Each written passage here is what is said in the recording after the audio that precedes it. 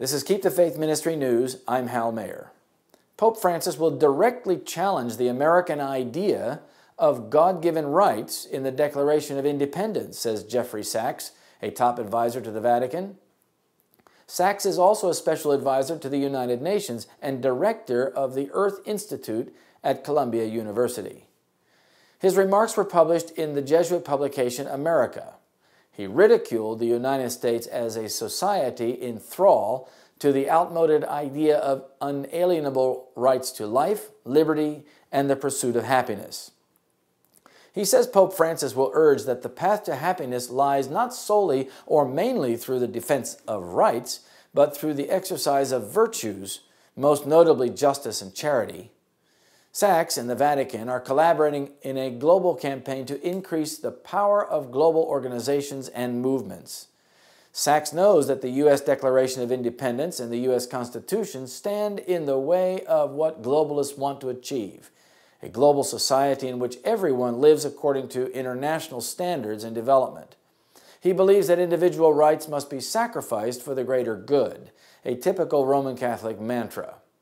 In reality, the U.S. Constitution, which embodies those rights in the first 10 amendments, stands in the way of the global New World Order. No wonder it's under assault by men and women like Sachs. Climate change is being used to justify sweeping removal of principles that have made Western nations free and prosperous. The Vatican is trying to find a way to promote its own agenda, to establish itself as the moral voice, to guide the nations, and climate change is an ideal opportunity to assert itself. Pope Francis is certainly doing that with his soon-to-be-released encyclical on the climate and the poor. The Vatican itself is a globalist organization.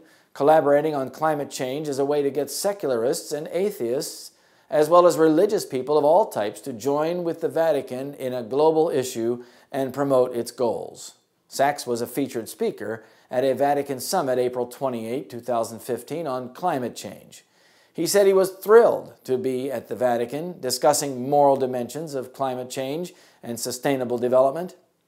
He plans to launch Sustainable Development Goals as envisioned by the organization he runs called Sustainable Development Solutions Network.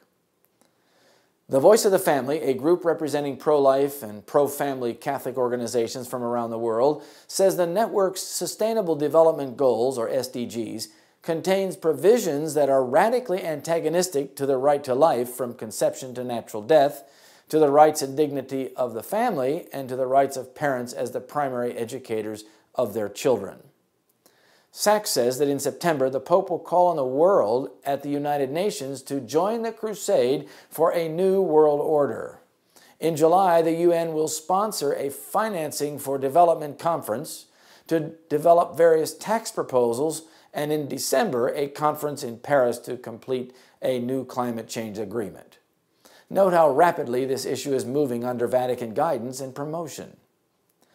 On September 25, Sachs wrote, Pope Francis will speak to the world leaders, most likely the largest number of assembled heads of state and government in history, as these leaders deliberate to adopt new sustainable development goals that aim to harmonize the pursuit of economic prosperity with the commitments to social inclusion and environmental sustainability.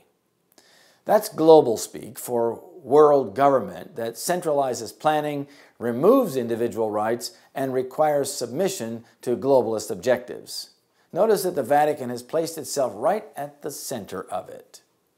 Sachs says that the gospel teachings of humility, love, and justice, like the teachings of Aristotle, Buddha, and Confucius, can take us on a path to happiness through compassion and become our guidepost back to safety.